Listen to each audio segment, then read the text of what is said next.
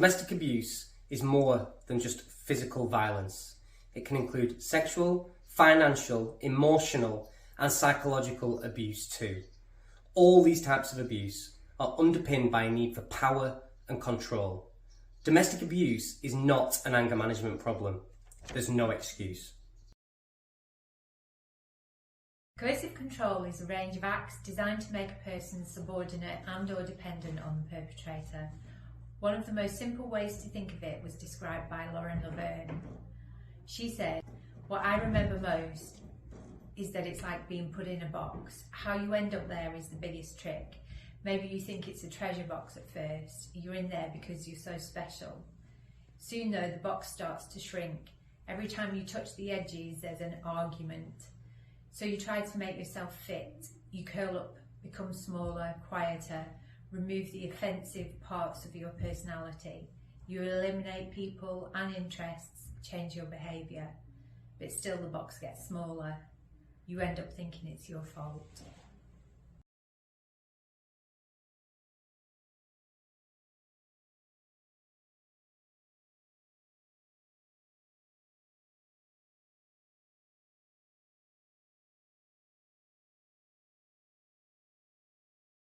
Everyone must help to end domestic abuse and violence against women.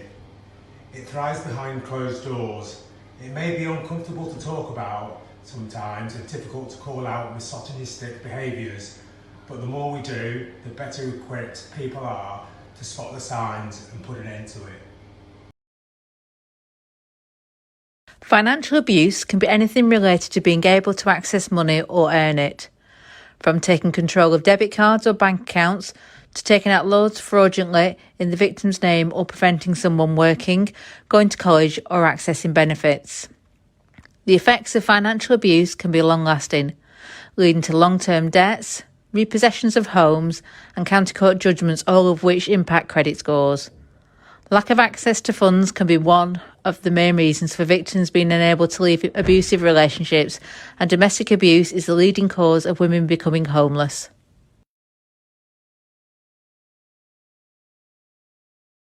I would like to say to anyone out there who is feeling trapped or controlled to reach out.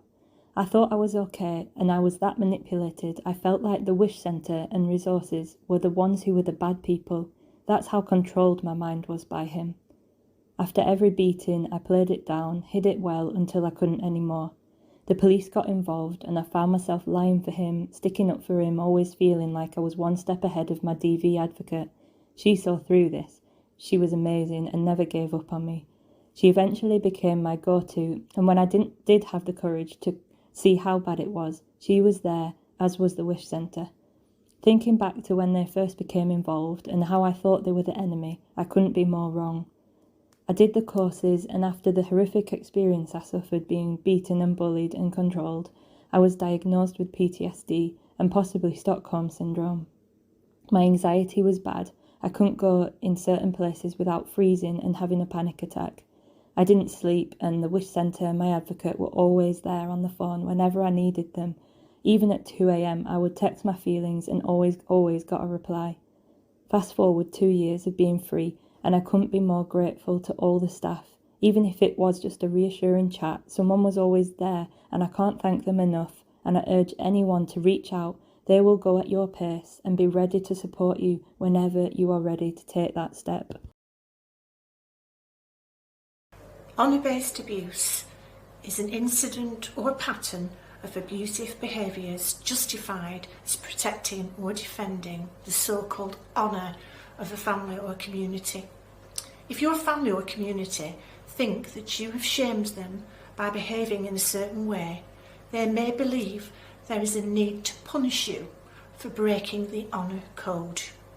Unlike most domestic abuse cases, for victims of honour-based abuse, there may be numerous perpetrators, including multiple members of their immediate family, extended family, and the community as a whole. IDVA stands for Independent Domestic Violence Advocate. IDVAs support victims of domestic abuse who are at risk of injury or harm.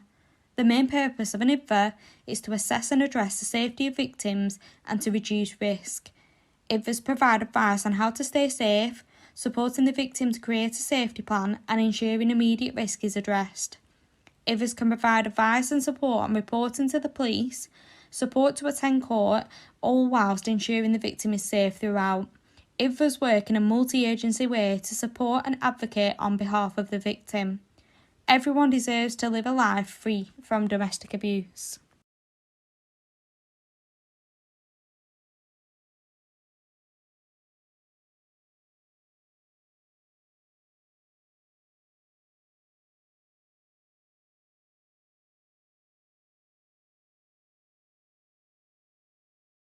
Children are now finally recognised as victims of domestic abuse in their own right. Being exposed to domestic abuse as babies, children, or young people can impact their social development, brain development, educational achievements, their well-being, physical and mental health, not just while they're children, but for the rest of their lives. It is so important that we support young people who have been affected by domestic abuse, teaching them how to identify healthy and unhealthy relationships and let them know how to get help.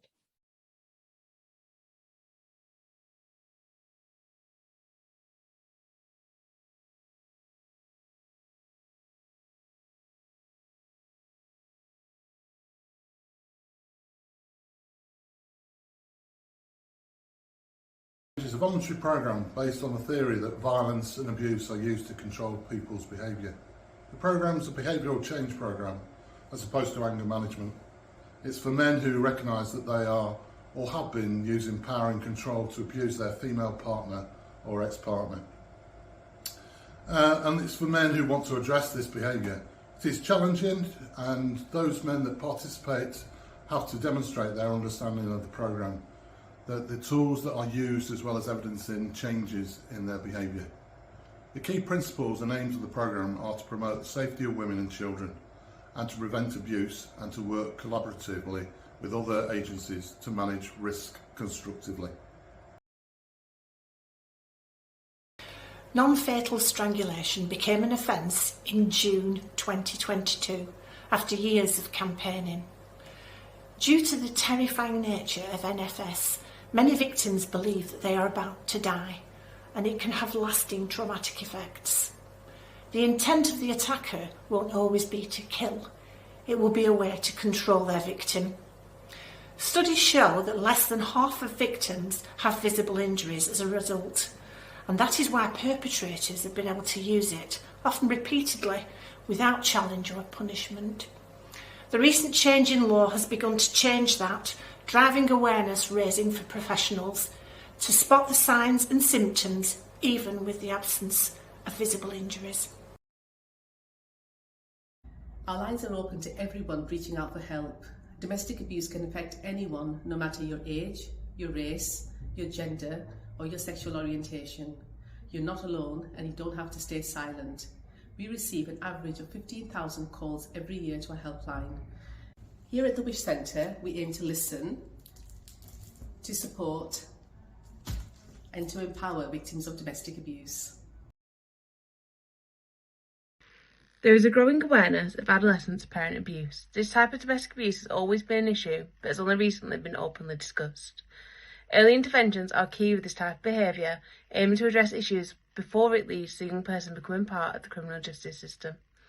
Parents or carers struggling with this young person's behaviour, so aggression, violence, damaging property, poor conflict resolution skills, can find out more about our RIP and Parachute programmes at www.thewishcentre.org. These programmes specifically address these behaviours in young people from age 11 to age 19 and aim to provide them with the skills to live their lives free from abuse.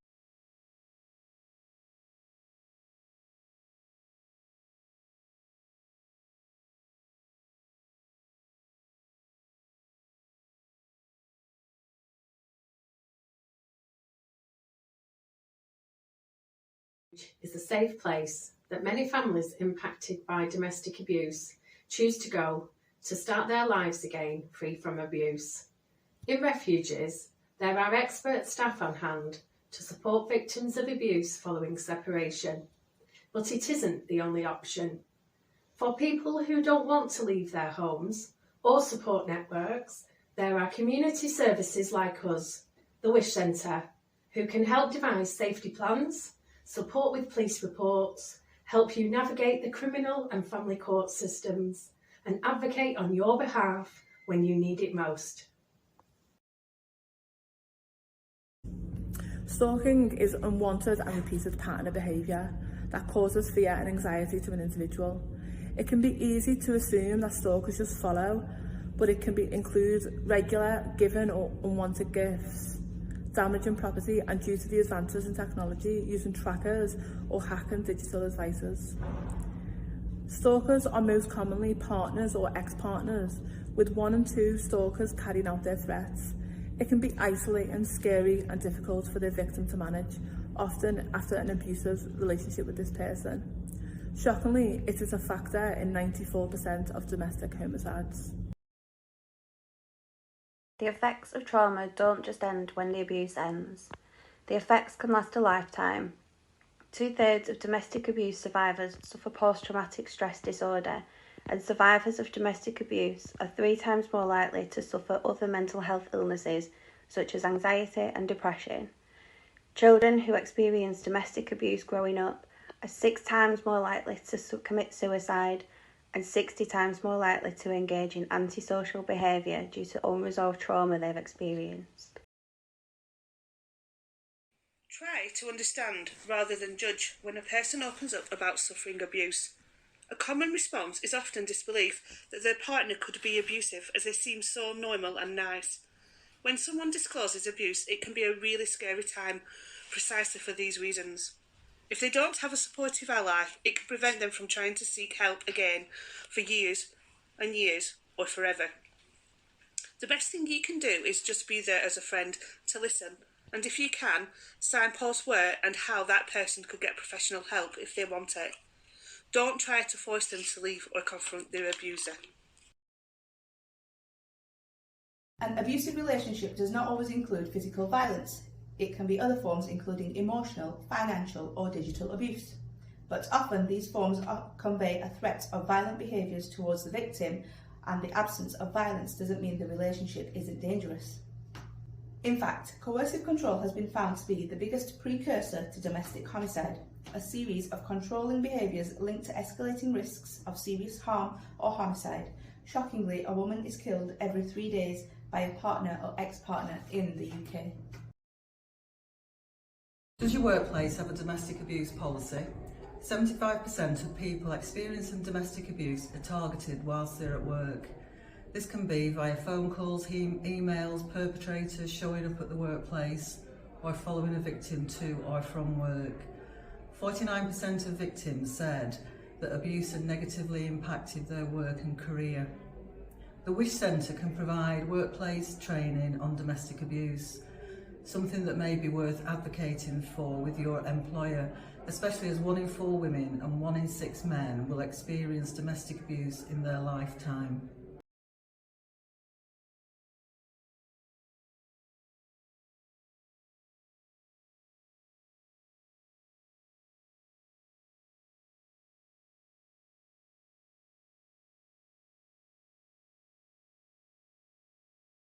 One in 7, or 14.2% of children under the age of 18 will have lived with domestic violence at some point in their childhood.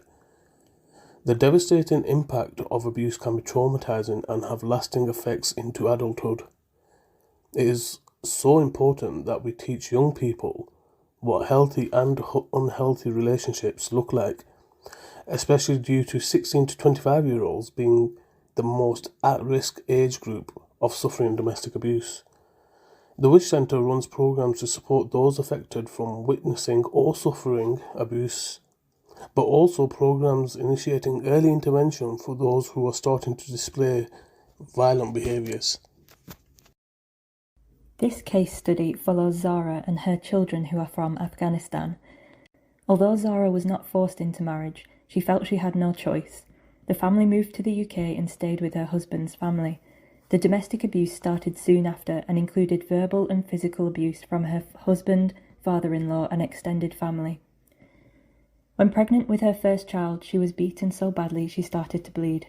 Zarah was taken to a private hospital and was forced to tell them she had fallen. The physical abuse increased, and one assault resulted in her hand being broken. She asked her extended family for support, but was told she wasn't a good enough wife. Extended family members would come and take her children whenever they wanted, sometimes for days at a time, and she couldn't stop them. When Zarah disclosed to her driving instructor that a family member was sexually abusing her son, the instructor called the police, and as a result of their intervention, the family were moved to Refuge.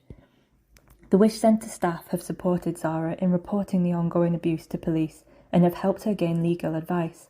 She completed our AIM programme and support sessions. Her children are now settled into new schools and nurseries after helping with admissions forms. She has registered for a college course and is looking to pass her driving test with ongoing lessons. After Zarah and her family received emotional support in Refuge and engaged in activities, crafts and coffee mornings, their confidence has grown in creating new friends, linking in with community and joining local clubs and